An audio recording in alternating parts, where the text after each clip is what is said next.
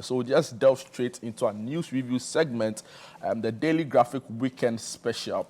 A reporting front page story, struggle for natural resources in northern Ghana, clashes over gold escalate. It comes with a photograph of some groups of people engaged in different activities or mining activities, including a photo of an illegal mining site with some military personnel on the site. The story is by Mohammed Fugu.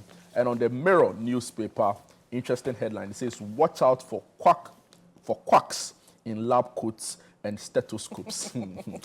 I can't wait till we get to that watch story. out for quacks in lab coats and stethoscopes. Remember there was some famous doctor, forgotten his name, but like he was, I think, I'll find his name. You find his name? Yeah, he was noted for all the wrong reasons, right? But he was really popular. So he was fake. He was, I think he was a doctor, but was doing all the things that he wasn't supposed to do.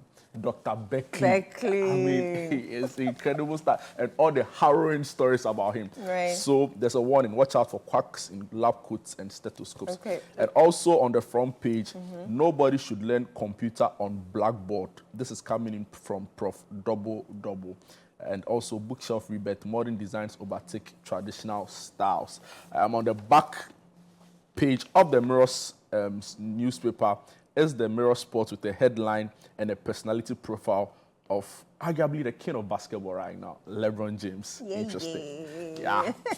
All right, The Spectator, your weekend companion. Save our mothers with a picture of our mothers on... What vehicle is this? With all the goods. Yeah, mama, no more, bro. That's why we celebrate mothers. And Sonny Bedu drops money declarations. Check your land title registration. Very important. Excessive exposure to children. Excessive exposure of children to screens can cause autism, and that's on page 3. On the back, eyes on the relays, and I'm sure you watched the opening ceremony of the Olympics yesterday. My word, that was amazing. Except that for some of us who saw a very not too appropriate description of aspects of the Christian faith, we are like, nah. I mean, the cultural display was amazing, right? The Celine Dion's performance, breathtaking. I mean, the whole standing on the roof thing, the color, very colorful. Honoring their legends. But you can't depict the Lord's Supper in such a manner. I think that was inappropriate and quite offensive, yeah. But hey, it was cool. Let me do the front page of the Daily Guide. Election 2024, Kweapehene endorses Napo. Fire the stories, 3-story KNUST hostel, and I'm sure if you watched CNR this morning, you would have seen that story. MPs back 1.5 million euro tax waiver for e-learning tools. Man arrested for attempted sale of meat for 150,000 Ghana cedis. Can you imagine? VRA allays fears of water spillage. I'll bring viewers the story from the natural resources, but there's this interesting story on page 5 of the Daily Graphic Weekend Special, and it comes, it's a story by Vincent Amenuveve. Iconic photo exhibition chronicles the literary works of Ifua Sutherland.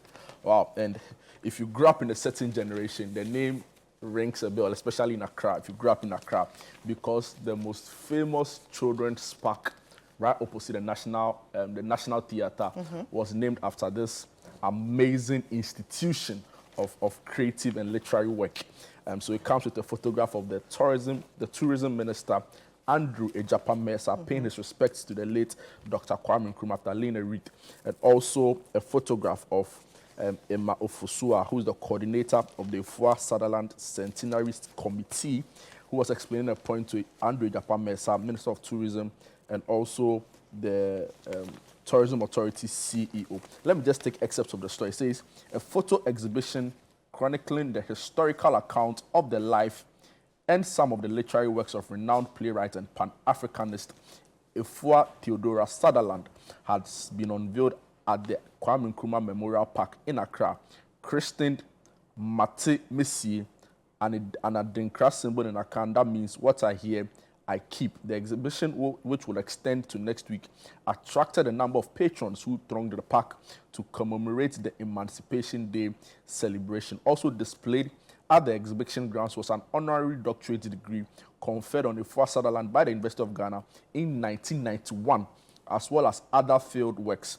An excerpt of her last interview with Prof. Femi Ofisan in October 1995 was among the collection. She's seen with her 3 children, Ralph, Issy, and Amobi, in one of the photographs. It goes on to state that some patrons who gave their impression about the exhibition described the event as a memorable one. The head of media and public relations at the Diaspora and Africa Forum, Charity Kesewa, said, "This exhibition is a good platform to honor our heroes and heroines, and it is phenomenal for women in our history." It goes on and on and on to give some background on Afua Sutherland, who was born in June 27, 1924, and died January 21, 1996. She's a cultural activist and educationist, a pioneer in establishing post-independence cultural institutions. I mean, like I was saying, she is an institution on her own. She's an institution on her own. It wasn't really for nothing that the whole Children's Park was named after her. And children, like I said, in a certain generation, have come to know her to be synonymous with like really exciting literary stuff. And of course, the whole fun about going to the Children's Park, to go ride a motorcycle, to go sit on a train, to go eat kebab, to go get your face painted. I mean, she lived a life that's really worthy of emulation. And it's great that we honor people like this from time to time. I like the fact that they're honoring her, but they should pay attention to the park. Yeah, I mean, definitely. It's in a sorry state. Sorry is beyond, it's an understatement. It's an understatement because there's no greenery.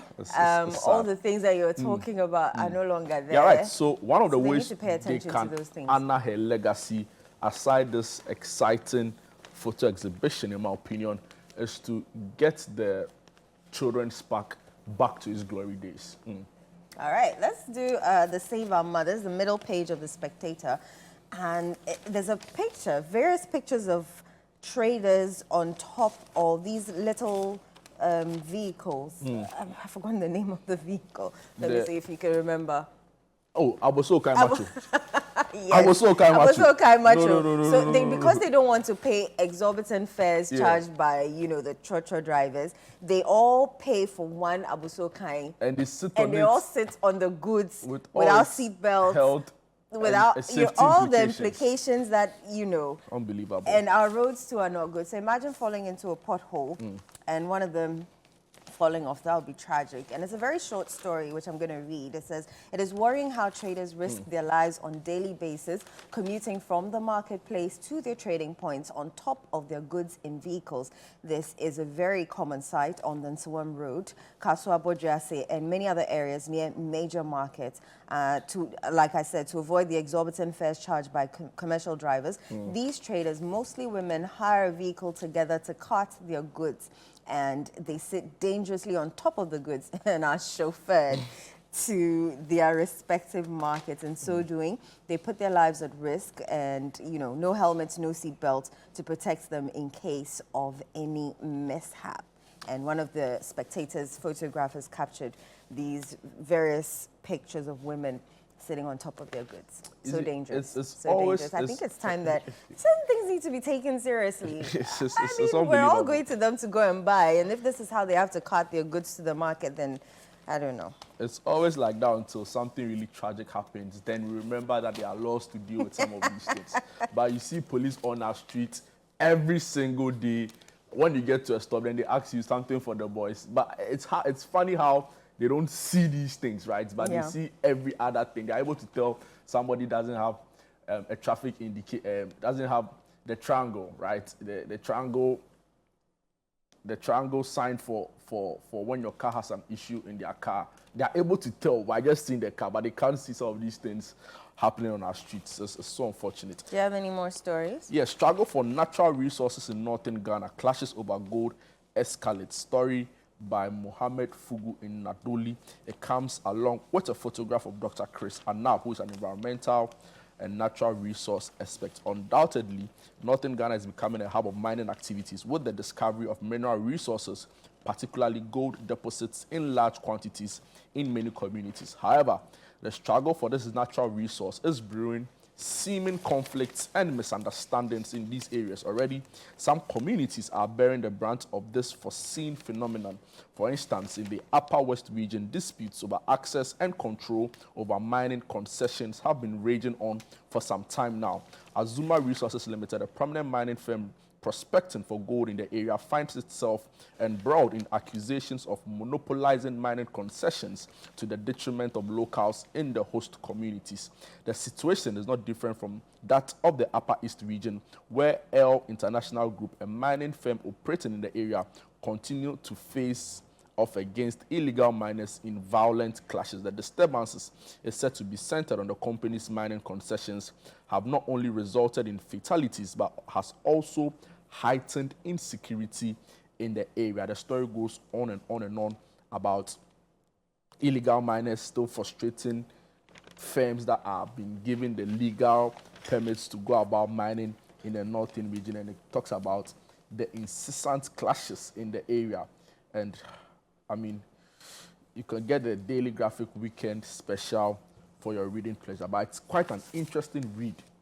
And it goes on quite to a lengthy state, one, I can see. Yeah, it goes on to state, so on page 21 where the story continues, it goes on to state the security threat this poses. So it says, in a recent interview with environmental and natural resource and governance expert Dr. Chris Anab, he said the conflict on natural resources, when not addressed effectively and in good time, could undermine trust among stakeholders and increase insecurity, which affected the efficient exploration of resources. So, yeah, and I agree a lot with what he's saying.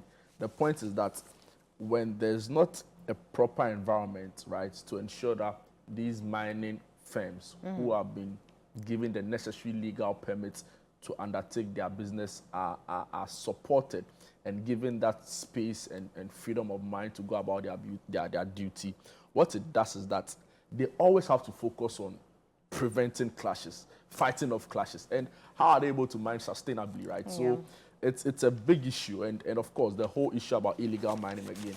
Not too long ago, there's this journalist, a freelance journalist, Adam Shrem, who is chronicling the devastating effect of galamsey, which I choose to call an existential threat. Really, that is what it is. Solve that thing. That is what it is. See how people were enjoying the Seine River yesterday. We will have none of that in Ghana for the future children. For the Olympics, the mayor of Paris had to literally take a dive to prove to the residents really in the city that the Seine was clean and safe. I'm wondering if we can have the minister for the Greater Accra Regional Minister take a dive in the Odo. No. In the Odo. certainly not anytime soon. And you see, the story is no different in other parts of the country. You go to Kumasi, the Ashanti region. We don't even have rivers anymore. Exactly. You can't describe them as rivers. A friend described them as what? Milo? Is that? Yeah, now we have mercury filled, very unhealthy. silt filled, and you see, we are destroying the aquatic life, right, in the river. I mean, in the past, we heard stories about how people went to these rivers to fish. Some of them take water from the rivers for domestic use. All of that. There was a story that Fred did on the Peshi Lagoon, and it was on the CNR this morning and last night.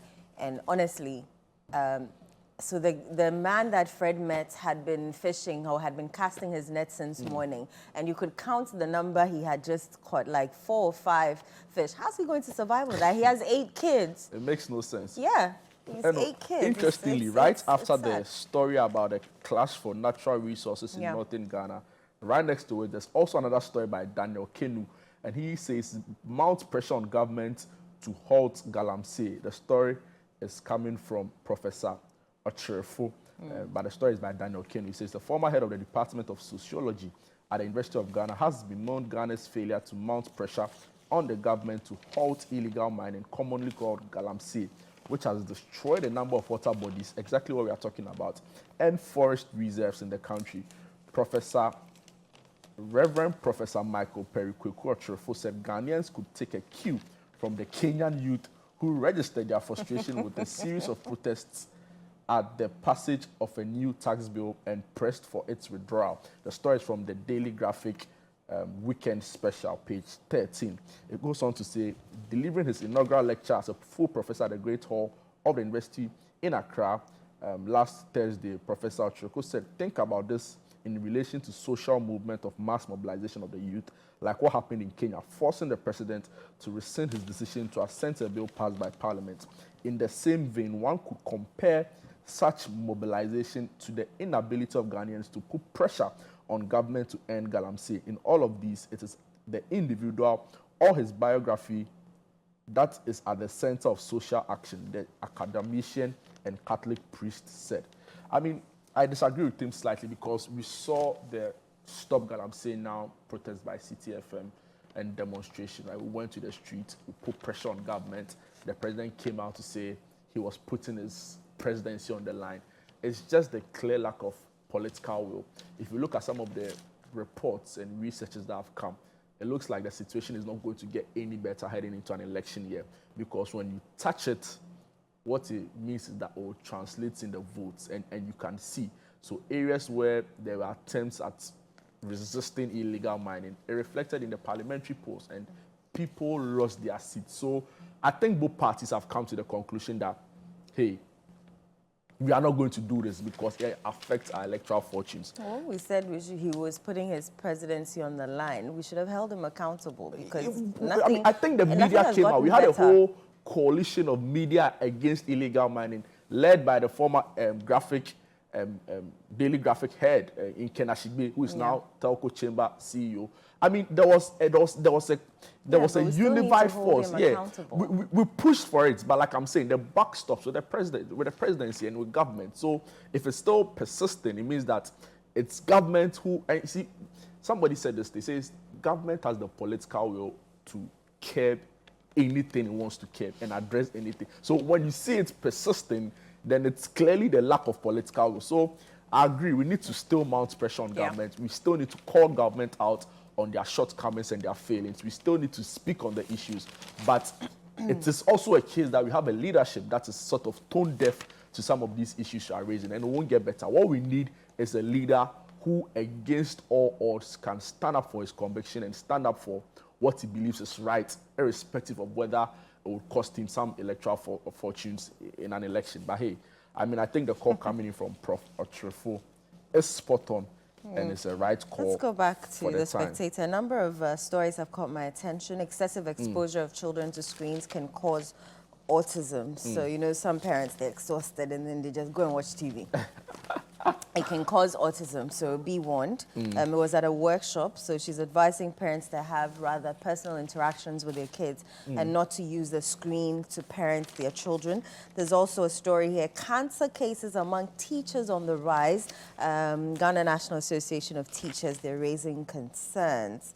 And apparently, there's an increasing number of cases in cancer patients in the country, particularly among teachers. That is very serious. And then the editorial says, let's prevent cancer through regular education and screening, something that we do not do as Ghanaians. We don't have the culture to go to hospitals just to check. There's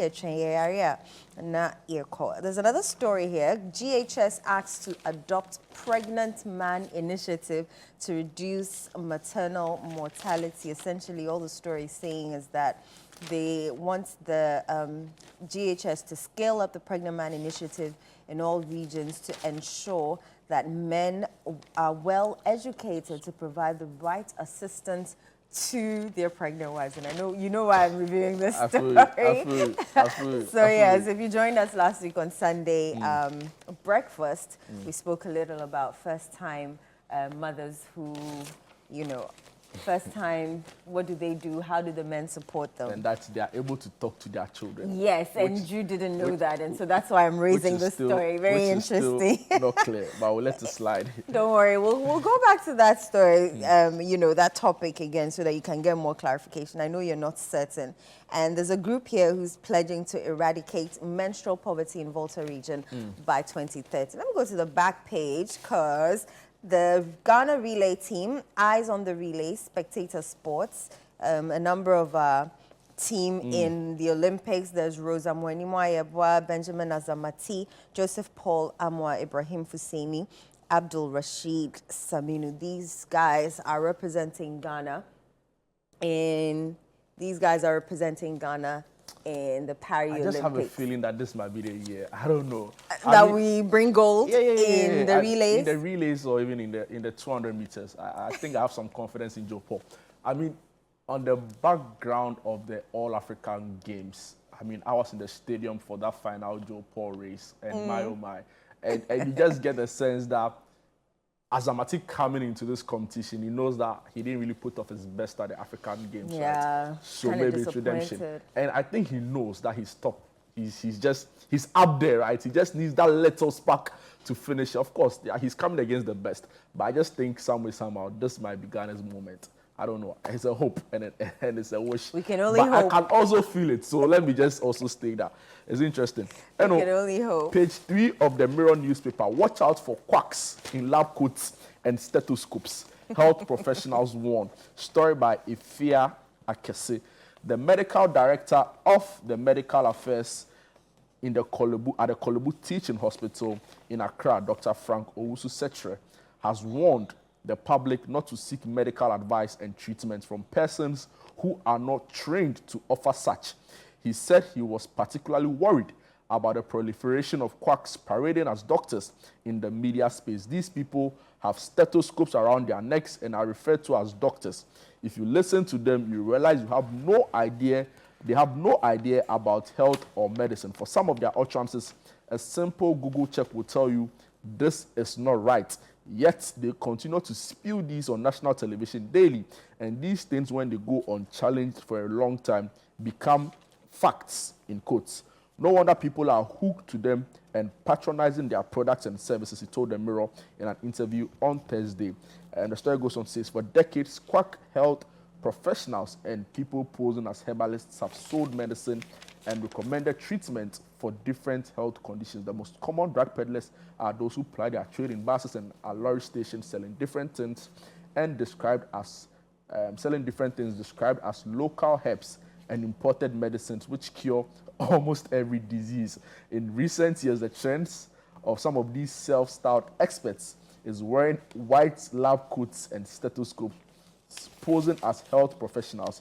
Dr. Owusu-Setre explained that even in the hospital setting, some professionals, including pharmacists, lab personnel, and radiographers wear white lab coats.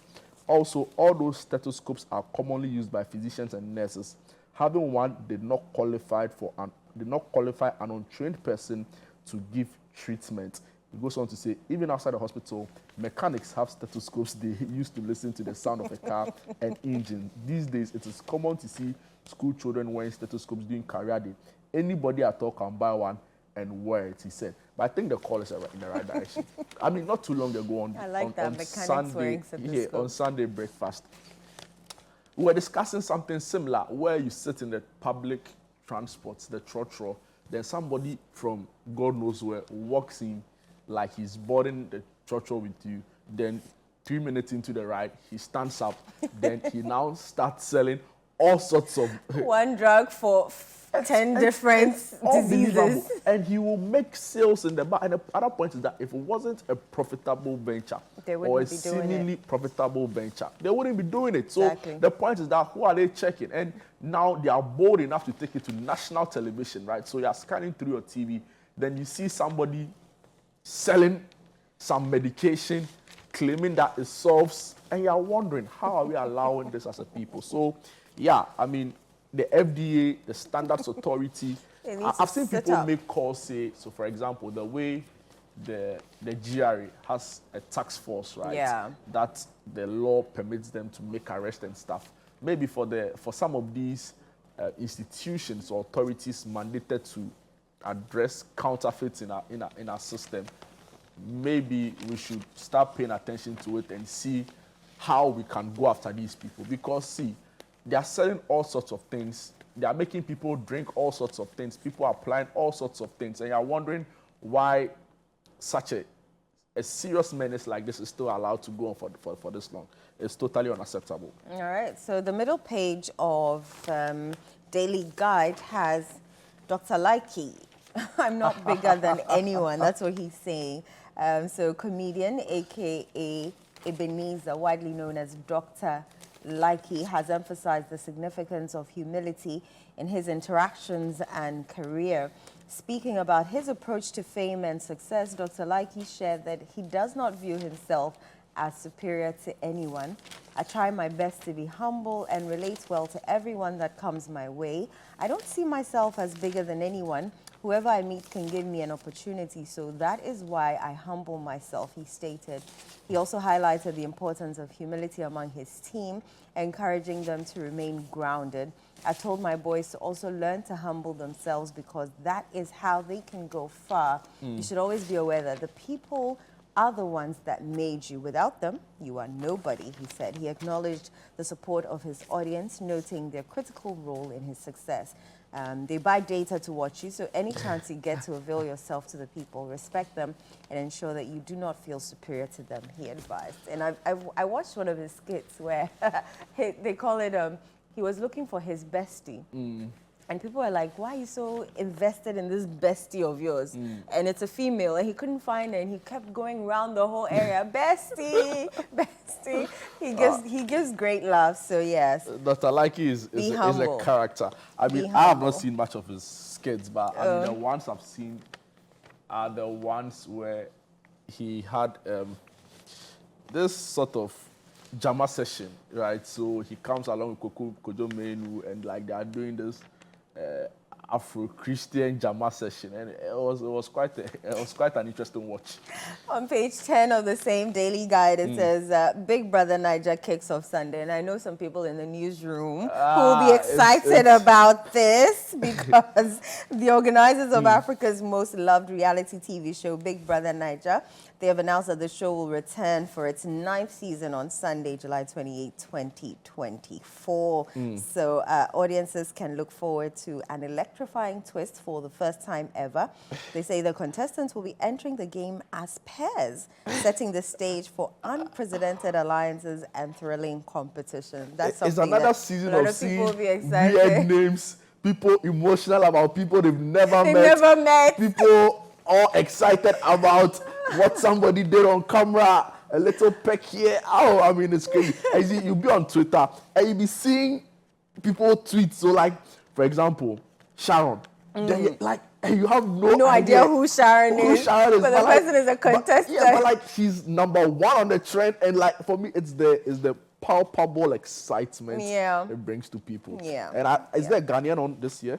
Not that I know of. I guess we'll have to tune into DSTV and find out. Because I remember the very first edition. I mean, that even had my mom hooked on it. I mean, like, oh, really? Yeah, family people, like, so I think she was called Sherry or so. Okay. Either from Zambia or Zimbabwe. She was rooting for her. Yeah, and she won that one. It was huge. And it's really impressive that they've kept that value in Big Brother all these years, right? So Easy from Ghana would go.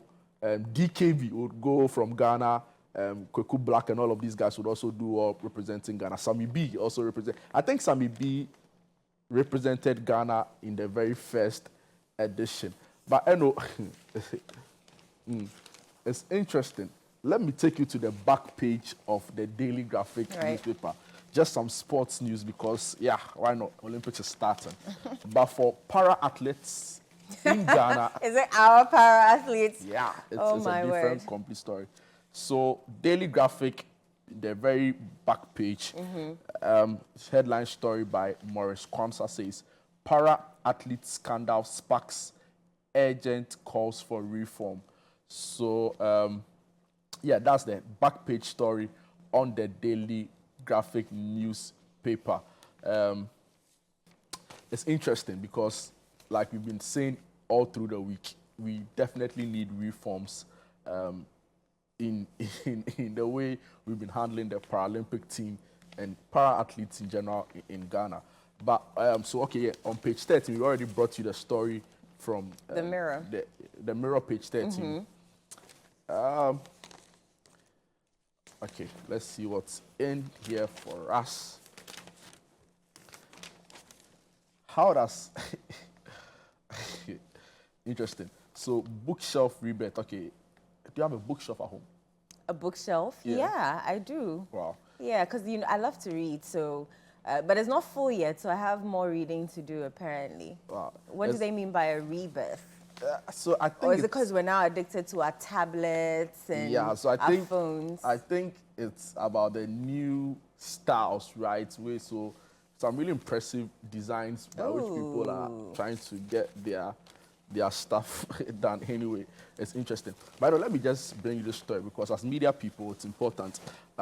Accept criticisms in good faith, and this is coming in from the National Media Commission, so page 16 of the Daily Graphic Weekend Special. Right. The chairman of the National Media Commission, Yaoboedu Ayeboafo, has advised journalists to accept criticisms in good faith when they get it wrong sometimes. He said that the failure to accept blame was one of the fundamental weaknesses of the media system in the country, where journalists profess that you have the right to criticize everybody, but no one criticizes you. We are not the repository of knowledge. Knowledge must be shared, the chairman added. And he said the best form of regulating the media all over the world was self-regulation, where journalists understand that it is out of experience that we learn things better. The chairman also said that more journalists made themselves available to interact with others, the better they educated themselves, and they'll be well informed to help educate the masses. So it's an interesting advice coming in from the National Media Commission. I think it's also true for every other profession, right? I mean, of course, you need to be humble enough to accept that you got this wrong or you got that wrong. Except that with the National Media Commission, there are so many issues people are raising who are not really too happy with how they've conducted themselves in the past. And of course, like we were discussing not too long ago, we need them to be at their regulatory best. We switch on the TV and we are seeing, like we discussed not too long ago, quack doctors. We are seeing lotto forecasters. We are seeing just plain fraudsters on TV selling all sorts of things. I know there was a whole initiative, some effort by the Ministry of Information, the National Media Commission themselves to get rid of some of these things. But it's back on our screen. And we are reminded by that harrowing story in Kaswa where two young boys killed one of their friends, right? Because they had watched TV and have seen some Jude, I have the dubious mirror, person share and some story. I don't know if you've ever tried to fast or lose weight, but intermittent fasting is actually catching on. And they're asking, or the mirror is asking, how does intermittent fasting work? And this is on page 13 of the mirror. And it says it's an eating pattern that has become popular among people looking to lose weight. Unlike diets and other weight loss programs, it doesn't restrict your food choices or intake. Instead, all that matters is when you eat. So you can eat as much as you want, but at specific times. So you can fast for like 7 hours and eat in a space of an hour. And apparently it works. So it says it involves cycling between periods of eating and fasting. Most types of this dietary pattern focus on limiting your meals and snacks to a specific time window, typically between 6 and 8 hours for the day. For example, 16-8 intermittent fasting involves restricting food intake to just 8 hours per day and abstaining from eating during the remaining 16 hours. You think it's something that you can do? I mean, fasting is good, right? So, Yeah. it's not only necessarily food, but anything you have to you can fast. They say you can even fast from your phone, right? So, yeah, but I'm not sure about eating, 7 hours and going... Eat 8 hours and do not eat for 16 hours. Some judge told us not long ago that people were doing 1-1-0, 0-0-1. So I'm pretty sure that's also a type of intermittent fasting. But yeah, it says, except for it says people with diabetes should also exercise caution, as fasting could lead to dangerous drops in blood sugar levels and may interfere with certain medications. So yeah, that's a caution. All right, and on that same page, they're asking us why we should add okra to your meals. I love okra with my fufu. I can choose that and leave the fufu alone. So it fights cancer, which apparently is becoming a problem, controls blood sugar, prenatal support for mothers. So it says 1 cup of okra has 15% of the daily value of folate, a helpful nutrient for pregnant women. And that folate helps reduce the risk of neural tube defects, which can affect the brain and spine of developing fetuses. So eat a lot of that. And it also supports brain health. And it may help control blood sugar levels. So if you do not like okra, maybe this is a this is for you, that you should start eating okra. And it has an okra stew recipe that you can follow if you do not know how to make okra stew. And you can eat that with your banku or your what other things? Kinky. I see people eat okra rice. That's a very weird combination. Yeah, I haven't tried it, so works, I can't say it works or it doesn't work. It works well for them, but ain't no way you're doing that right. No way. No way. Well, Make it make sense. Incredible. But they seem to enjoy. I mean, the few people I've seen eat okra and rice. I've seen a number of people. Yeah, in like this the very house slimy eating. one. Yes. Even people eat it with fufu. No, so like they have like light soup as a base, then they add the okra to it. I'm not even kidding you. Somebody I know you know does that. That's that. I think I know who you are talking about. All right. On that okra note, make sure you add it to your meals.